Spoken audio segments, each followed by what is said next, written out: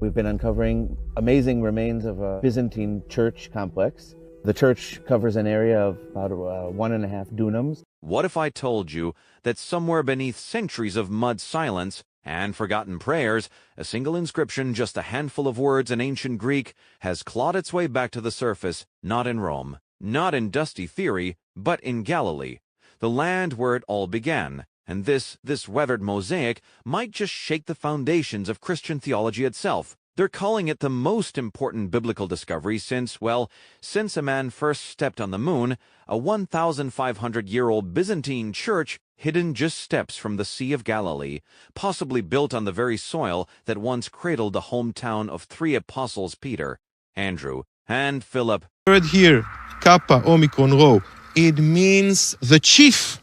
Korufe of what? Right, the chief of what? Of Apostolon, the apostles. The apostles. Chief of the apostles. Peter.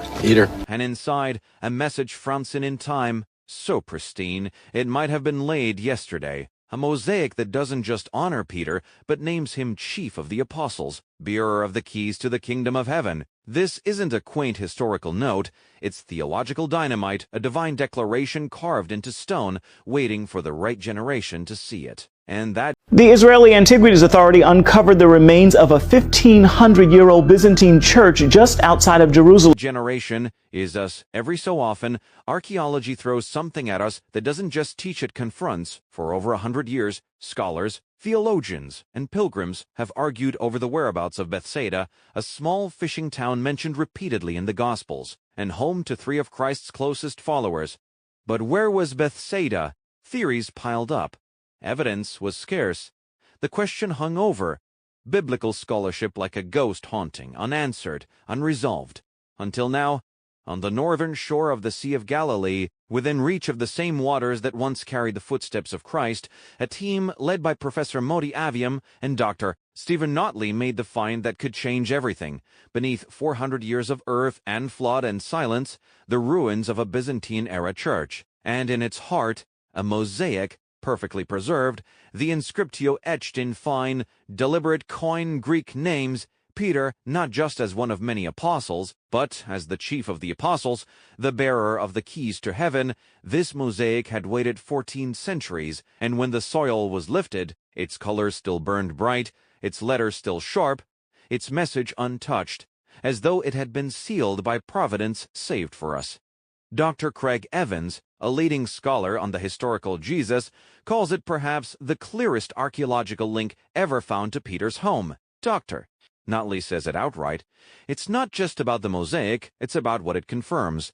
Bethsaida wasn't just a sleepy fishing town. Its name in Aramaic literally means house of the fishermen, fitting for a place that birthed men who would leave nets behind to follow a teacher from Galilee. It was here, according to the Gospels, that the blind were made to see, Mark 8:22, that thousands were fed from just a few loaves and fishes, Luke 9:10-17, that miracles lapped against its shores. And yet it was also cursed. Jesus himself said, "Woe to you, Bethsaida, for all its miracles. It had not repented."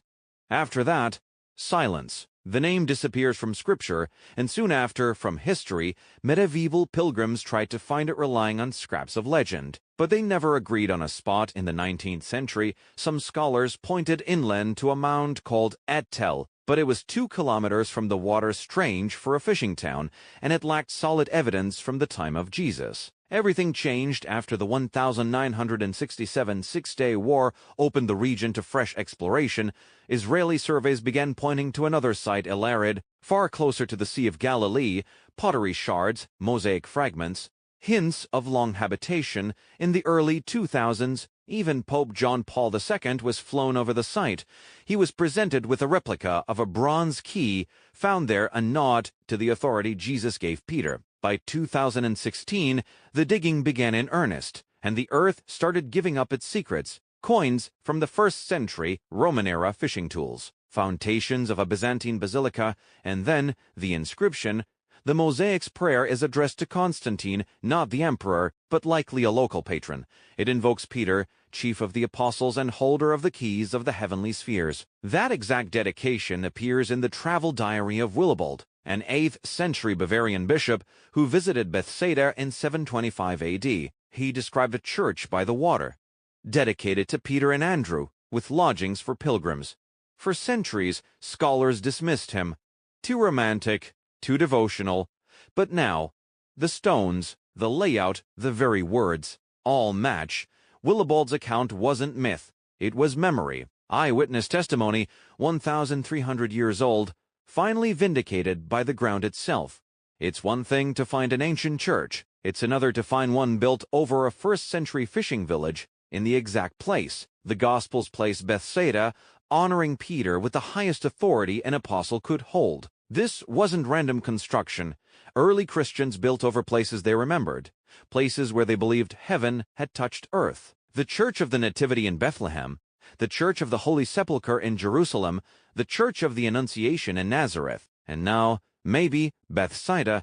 The title Chief of the Apostles isn't poetic fluff. In Greek, it implies leadership, headship, not equality, but preeminence. And here's the part that could shake centuries of debate.